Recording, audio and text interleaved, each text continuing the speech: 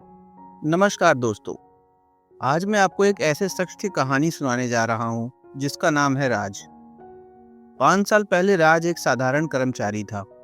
उसकी कोई पहचान नहीं थी, कोई सुनता नहीं था। लेकिन फिर एक किताब ने उसकी जिंदगी बदल दी।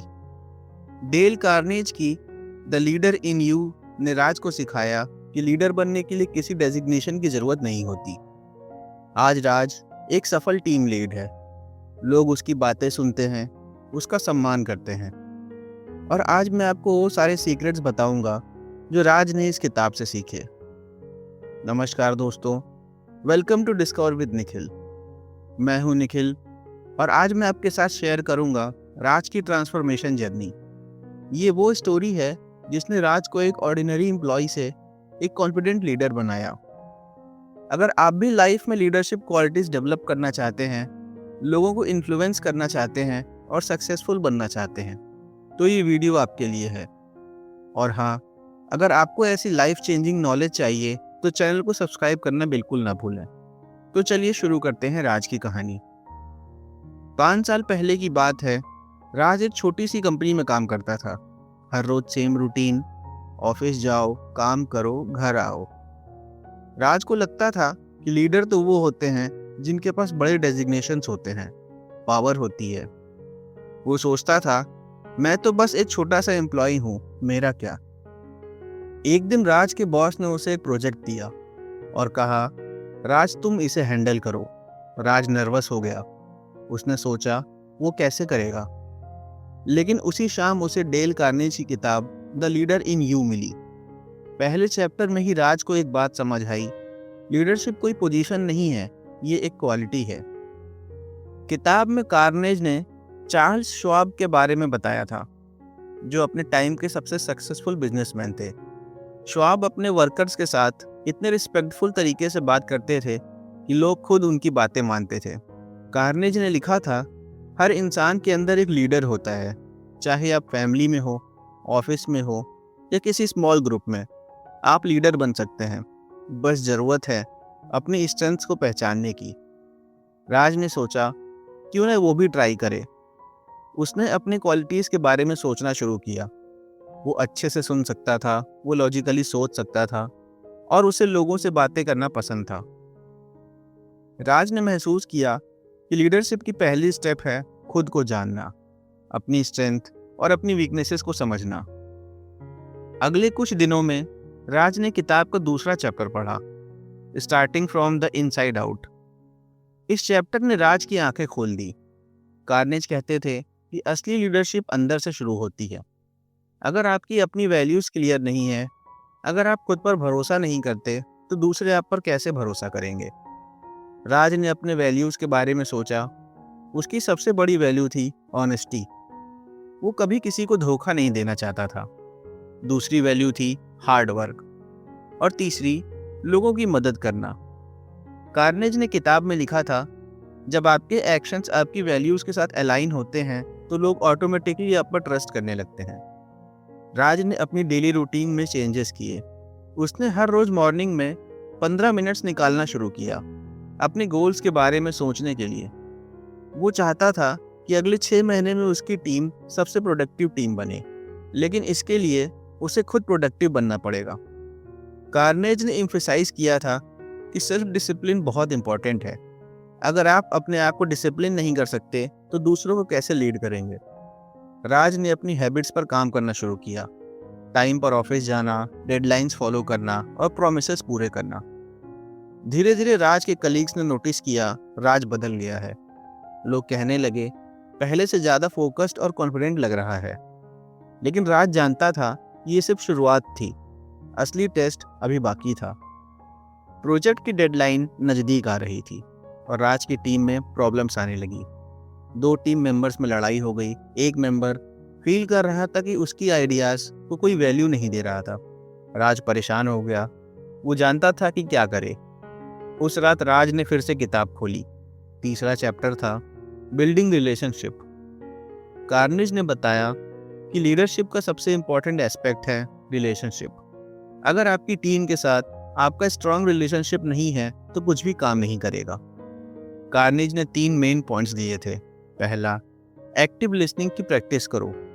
जब कोई बोल रहा हो तो सिर्फ सुनने का दिखावा मत करो, एक्चुअली सुनो। उसकी फीलिंग्स को समझो, उसके पर्सपेक्टिव को देखो।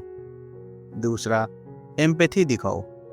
दूसरे पर्सन की जगह अपने आप को रखो और सोचो कि अगर तुम उसकी सिचुएशन में होते तो कैसा फील करते। तीसरा, ट्रस्ट बिल्ड करो। ट्रस्ट एक दिन में नहीं बनता, ये छोटी छोटी एक्शन से बनता है। प्रॉमिसेस पूरे करना, कंसिस्टेंट रहना और ट्रांसपेरेंट कम्युनिकेशन। अगले दिन राज ने उन दोनों टीम मेंबर्स को सेपरेटली बुलाया। उसने पहले इंडिविजुअली उनकी बातें सुनी, कोई जजमेंट नहीं, बस सुना। फिर उसने उन दोनों को एक साथ बैठाया और उनसे कहा, देखो, हम सब एक टीम हैं। अगर हम लड़ेंगे तो प्रोजेक्ट फेल हो जाएगा और ये किसी के लिए अच्छा नहीं है। चलो मिलकर इसे सॉल्व करते हैं। राज ने दोनों को अपनी अपनी बातें रखने का मौका दिया। धीरे धीरे उन्हें एक पर्सपेक्टिव समझ आया और फिर उन्होंने एक कॉमन सोल्यूशन निकाला। राज को अच्छा लगा। उसने सीखा कि कॉन्फ्लिक्ट्स को अवॉइड करने से कुछ नहीं होता, उन्हें एम्पैथी और कम्युनिकेशन से सॉल्व करना पड़ता है। दोस्तों, अगर आपको राज की ये स्टोरी इंटरेस्टिंग लग रही है और आप भी ऐसे लीडरशिप लेसन सीखना चाहते हैं तो प्लीज़ चैनल को सब्सक्राइब कर लीजिए और बेल आइकन को प्रेस कर दीजिए ताकि आपको हर नई वीडियो की नोटिफिकेशन मिल सके। अब सुनिए आगे राज की जर्नी कैसे बढ़ी।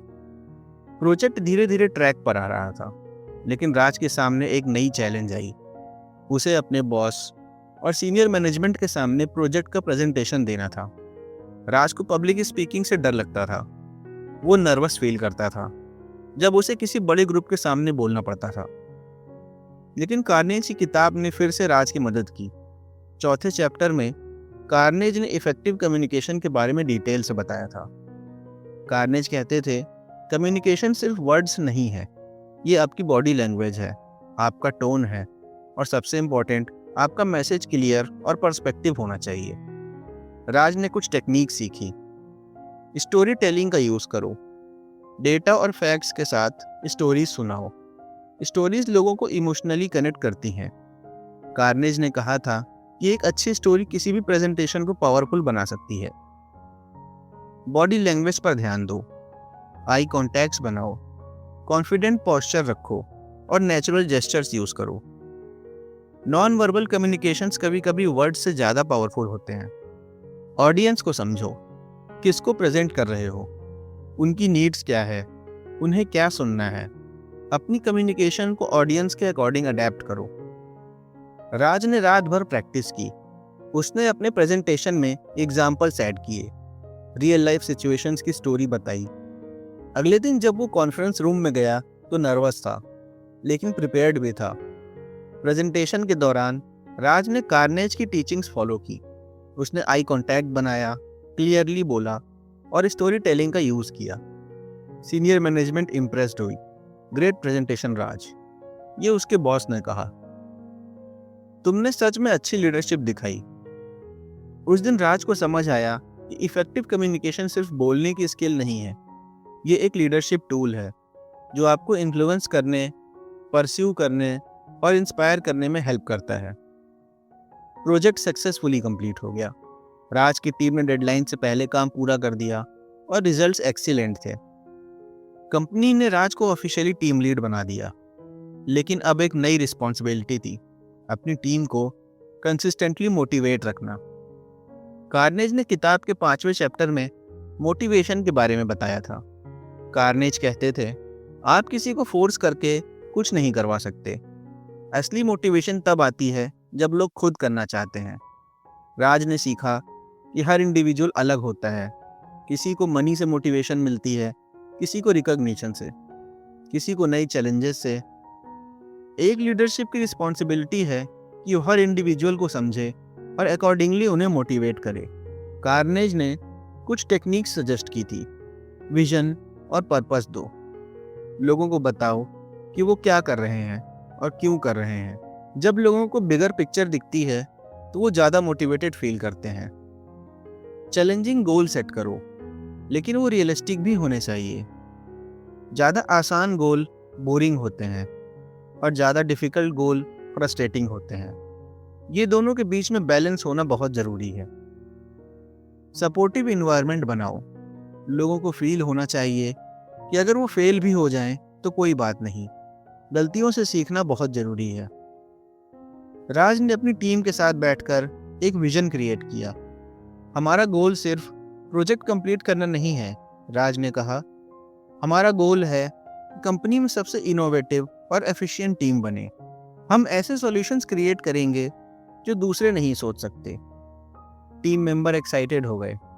उन्हें एक पर्पस मिल गया। राज ने देखा कि जब लोगों को एक क्लियर विजन होता है तो वो नेचुरली मोटिवेटेड रहते हैं। कुछ महीने बीत गए। राज की टीम अच्छा परफॉर्म कर रही थी, लेकिन राज ने नोटिस किया कि एक टीम मेंबर आकाश थोड़ा विड्रॉ लग रहा है। वो मीटिंग्स में पार्टिसिपेट नहीं कर रहा था। उसका वर्क क्वालिटी भी ड्रॉप हो रहा था। राज को कार्नेज के एक इम्पॉर्टेंट लेसन याद आया, express genuine interest in others. Carnage कहते थे कि लोग तब बेहतर परफॉर्म करते हैं जब उन्हें लगता है कि कोई एक्चुअल उनकी केयर करता है। एक दिन राज ने आकाश को कॉफी के लिए बुलाया। सब ठीक है? राज ने पूछा। तुम थोड़े डिफरेंट लग रहे हो। पहले तो आकाश ने कहा सब ठीक है, लेकिन जब राज ने जेन्युइनली इंटरेस्ट दिखाया तो आकाश ने खुलकर बात की। उसकी फैमिली में कुछ प्रॉब्लम्स थी जिससे वो स्ट्रेस था। राज ने सिर्फ सुना, कोई जजमेंट नहीं, कोई एडवाइस नहीं, बस जेन्युइन केयर। राज ने कहा, देखो आकाश, फैमिली इंपॉर्टेंट है। अगर तुम्हें कुछ डेज ऑफ चाहिए तो ले लो, हम मैनेज कर लेंगे। तुम्हारी वेलबींग ज़्यादा इंपॉर्टेंट है। आकाश को अच्छा लगा। उसे लगा कि उसका बॉस सिर्फ एक बॉस नहीं है, बल्कि कोई ऐसा है जो एक्चुअली उसकी केयर करता है। कुछ दिनों बाद जब आकाश वापस आया तो पहले से ज़्यादा मोटिवेटेड था। राज की जर्नी में एक और इम्पॉर्टेंट लेसन आया। एक नए प्रोजेक्ट में राज का आइडिया था कि वो एक पर्टिकुलर टेक्नोलॉजी यूज़ करे, लेकिन उसकी टीम की एक सीनियर मेंबर प्रिया किसी और अप्रोच का सजेस्ट कर रही थी। पहले राज को लगा कि प्रिया उसकी अथॉरिटी को चैलेंज कर रही है, लेकिन फिर उसे कार्नेज का लेसन याद आया, see things from the other points of view. Carnage कहते थे कि एक अच्छा लीडर वो है जो सिर्फ अपने पर्सपेक्टिव से नहीं देखता, बल्कि दूसरों के पर्सपेक्टिव को भी वैल्यू देता है। राज ने प्रिया को अपनी बात डिटेल में एक्सप्लेन करने के लिए कहा। जब प्रिया ने अपना अप्रोच एक्सप्लेन किया तो राज को समझ आया कि उसके कुछ वैलिड पॉइंट्स थे। प्रिया का अप्रोच थोड़ा टाइम कंज्यूमिंग था, लेकिन लॉन्ग टर्म में ज़्यादा स्केलेबल था। राज ने अपना ईगो साइड रखा और कहा, तुम सही हो प्रिया, तुम्हारा अप्रोच बेटर है, चलो उसी को इम्प्लीमेंट करते हैं। टीम इम्प्रेस्ड हुई। उन्हें लगा कि राज एक ऐसा लीडर है जो सिर्फ अपनी नहीं बल्कि सबकी सुनता है। महीनों बीत गए। राज एक सक्सेसफुल लीडर बन चुका था।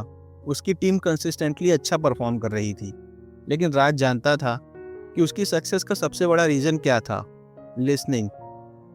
कार्नेज ने अपनी किताब में एक पूरा चैप्टर लिसनिंग को डेडिकेट किया था, लिसनिंग टू लर्न।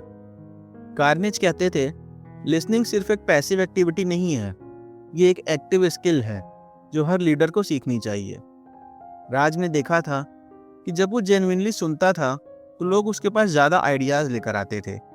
वो फ्रीली अपनी प्रॉब्लम शेयर करते थे और सबसे इम्पोर्टेंट, वो उस पर ट्रस्ट करते थे। कार्नेज ने लिसनिंग के लिए कुछ टिप्स दिए थे। डिस्ट्रैक्शन को हटाओ। जब कोई बात कर रहा हो तो फ़ोन साइड रखो, लैपटॉप बंद करो और पूरा फोकस दो। इंटरप्शंस अवॉइड करो। बीच में मत टोको, उसे पूरी बात कहने दो। क्वेश्चंस पूछो। ये दिखाता है कि तुम इंटरेस्टेड हो और सच में समझना चाहते हो। एम्पैथी के साथ सुनो, सिर्फ वर्ड्स नहीं, इमोशंस को भी सुनो। राज ने इन प्रिंसिपल्स को अपनी डेली लाइफ में इम्प्लीमेंट किया।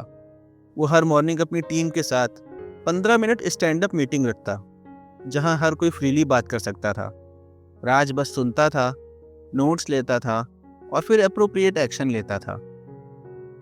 एक दिन कंपनी के सीईओ ने राज को अपने केबिन में बुलाया। राज थोड़ा नर्वस था, क्या कुछ गलत हो गया? लेकिन सीईओ ने स्माइल करते हुए कहा, राज, तुम्हारी टीम ने लास्ट क्वार्टर में एक्सीलेंट परफॉर्मेंस दी है। मैं पर्सनली तुम्हें और तुम्हारी टीम को कॉन्ग्रेचुलेट करना चाहता हूँ। राज को बहुत अच्छा लगा। रिकॉग्निशन मिलना हर किसी को अच्छा लगता है। उसे कार्नेज का एक लेसन याद आया, recognition, praise and rewards. Carnage कहते थे कि लोग अप्रिसिएशन के लिए तरसते हैं। जब आप किसी की अच्छी परफॉर्मेंस को रिकॉग्नाइज करते हैं तो वो और भी ज़्यादा मोटिवेटेड हो जाते हैं। राज वापस आया और उसने पूरी टीम को एक मीटिंग में बुलाया। दोस्तों, राज ने कहा, सीईओ ने पर्सनली हमारी टीम को अप्रिशिएट किया है और ये पॉसिबल हुआ है सिर्फ तुम सबकी हार्ड वर्क की वजह से। मैं इंडिविजुअली हर किसी को थैंक यू करना चाहता हूँ। फिर राज ने हर टीम मेंबर की स्पेसिफिक कंट्रीब्यूशन को हाईलाइट किया। आकाश, तुम्हारी कोडिंग स्किल्स ने प्रोजेक्ट की स्पीड डबल कर दी। प्रिया, तुम्हारे इनोवेटिव आइडियाज ने हमें ऐसे सॉल्यूशंस दिए जो पहले किसी ने नहीं सोचे थे। रोहित, तुम्हारी टेस्टिंग ने इंश्योर किया कि हमारा प्रोडक्ट बग फ्री हो। टीम मेंबर्स के चेहरे पर स्माइल थी। उन्हें फील हुआ कि उनकी हार्ड वर्क को नोटिस किया गया, अप्रिशिएट किया गया। कार्नेज ने सही कहा था, people work for money but go the extra mile for recognition, praise and rewards. Raj ने डिसाइड किया कि वो रेगुलरली अपनी टीम को रिकॉग्नाइज करेगा, छोटी छोटी अचीवमेंट्स के लिए भी, क्योंकि रिकॉग्निशन सिर्फ मोटिवेशन नहीं देता बल्कि एक पॉजिटिव वर्क कल्चर भी क्रिएट करता है। कुछ हफ्तों बाद एक इंसिडेंट हुआ। राज की टीम के एक जूनियर मेंबर अमित ने एक बड़ी मिस्टेक कर दी। एक इम्पोर्टेंट क्लाइंट के प्रोजेक्ट में एक क्रिटिकल बग मिस हो गया जो प्रोडक्शन में जाने के बाद पकड़ा गया। क्लाइंट नाराज था और राज के बॉस ने राज को बुलाया। राज परेशान था। पहली बार उसकी टीम ने ऐसी बड़ी मिस्टेक की थी। वो अमित पर गुस्सा होना चाहता था, लेकिन फिर उसे कार्नेज का लेसन याद आया, handling mistakes, complaints and criticism. Carnage ने कहा था, जब कोई मिस्टेक करे तो उसे पब्लिकली क्रिटिसाइज मत करो, प्राइवेटली बात करो और सबसे पहले अपनी खुद की मिस्टेक्स की बात करो। इससे दूसरा पर्सन डिफेंसिव फील नहीं करता। राज ने अमित को प्राइवेटली बुलाया। अमित, राज ने कहा, मुझे याद है जब मैं तुम्हारी एज का था, मैंने भी एक बड़ी मिस्टेक की थी। मैंने एक इम्पॉर्टेंट प्रेजेंटेशन में रॉन्ग डेटा प्रेजेंट कर दिया था। मुझे बहुत एम्बैरेसमेंट फील हुई थी। अमित थोड़ा रिलैक्स हुआ। राज ने कंटिन्यू किया, मिस्टेक्स होती हैं, लेकिन इम्पॉर्टेंट ये है कि हम उनसे क्या सीखते हैं। बताओ क्या हुआ और हम इसे फ्यूचर में कैसे अवॉइड कर सकते हैं। अमित ने अपोलोजाइज किया और एक्सप्लेन किया कि क्या गलत हुआ। राज ने उसे ब्लेम नहीं किया, बल्कि उसके साथ मिलकर एक प्रोसेस डिज़ाइन किया ताकि ऐसी मिस्टेक्स फ्यूचर में ना हो। अमित ग्रेटफुल था। उसे लगा कि उसका लीडर उसे सपोर्ट कर रहा है, पनिश नहीं कर रहा है। कार्नेज ने कहा था, call attention to people's mistake indirectly, और राज ने एग्जैक्टली वही किया। वो समझ गया था कि क्रिटिसिज्म से लोग डिफेंसिव हो जाते हैं, लेकिन अंडरस्टैंडिंग और सपोर्टिव से वो इम्प्रूव करते हैं। राज की सक्सेस स्टोरी कंपनी में फेमस हो गई थी। उसे अब बड़े प्रोजेक्ट्स हैंडल करने के लिए दिए जाने लगे थे, लेकिन राज जानता था कि सक्सेस मेंटेन करने के लिए क्लियर गोल्स होनी चाहिए। कार्नेज ने सेटिंग गोल्स चैप्टर में डिटेल से बताया था कि बिना गोल्स के लीडरशिप डायरेक्शन लेस हो जाती है। गोल्स आपको फोकस देते हैं, मोटिवेशन देते हैं और प्रोग्रेस मेजर करने का तरीका देते हैं। राज ने अपनी टीम के साथ मिलकर क्वार्टरली गोल सेट किए, लेकिन कार्नेज की टीचिंग्स के अकॉर्डिंग ये गोल्स स्मार्ट थे, स्पेसिफिक, मेजरेबल, अचीवमेंट, रिलेवेंट और टाइम बाउंड। उदाहरण के लिए, एक वेग गोल होता है, हमें बेटर बनना है, लेकिन राज का स्मार्ट गोल था, अगले 3 महीने में हम अपने प्रोजेक्ट डिलीवरी टाइम को 20% रिड्यूस करेंगे और कस्टमर सेटिस्फैक्शन स्कोर को 85% से बढ़ाकर 92% करेंगे। क्लियर गोल्स होने से टीम को एग्जैक्ट पता था उन्हें क्या अचीव करना है। हर वीक राज प्रोग्रेस रिव्यू करता था। अगर कोई गोल से पीछे रह रहा था तो वो इमीडिएटली सपोर्ट प्रोवाइड करता था। कार्नेज ने यह भी कहा था कि गोल्स को लिखना बहुत इंपॉर्टेंट है।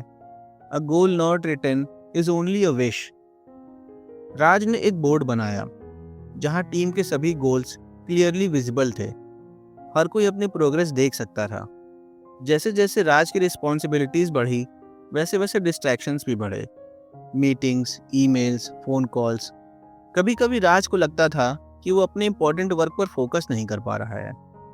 कार्नेज की किताब के फोकस एंड डिसिप्लिन चैप्टर ने फिर राज को गाइड किया। कार्नेज कहते थे कि सक्सेसफुल लीडर वो होते हैं जो अपनी प्रायोरिटीज को क्लियर रखते हैं और डिस्ट्रैक्शंस को मैनेज करते हैं। राज ने कुछ स्ट्रैटेजीज अडॉप्ट की। प्रायोरिटीज को आइडेंटिफाई करो। हर दिन की शुरुआत में 3 मोस्ट इंपॉर्टेंट टास्क को आइडेंटिफाई करो, बाकी सब सेकेंडरी है। टाइम ब्लॉकिंग करो। अपने कैलेंडर में स्पेसिफिक टाइम ब्लॉक्स क्रिएट करो। उस टाइम में कोई मीटिंग्स नहीं, कोई कॉल्स नहीं। डिस्ट्रैक्शंस को एलिमिनेट करो। ईमेल नोटिफिकेशन ऑफ करो, फोन को साइलेंट मोड में रखो। डिसिप्लिन बनाए रखो। कंसिस्टेंसी ज़्यादा इंपॉर्टेंट है इंटेंसिटी से। हर डे थोड़ा थोड़ा प्रोग्रेस करो। राज ने देखा कि जब वो फोकस्ड रहता था तो उसकी प्रोडक्टिविटी ड्रामेटिकली इंक्रीज हो जाती थी। कार्नेज ने सही कहा था, leaders never lose their focus, they keep their eye on the target. एक दिन राज की वाइफ नेहा ने कहा, राज तुम इतने बिजी हो गए हो कि हमारे लिए टाइम ही नहीं है। वीकेंड भी तुम ऑफिस के काम में लगे रहते हो। राज को चोट लगी। वो अपनी फैमिली को नेग्लेक्ट नहीं करना चाहता था। उस रात राज ने कार्नेज का अचीविंग बैलेंस चैप्टर फिर से पढ़ा। कार्नेज ने एम्फसाइज किया था कि वर्क लाइफ बैलेंस बहुत इंपॉर्टेंट है।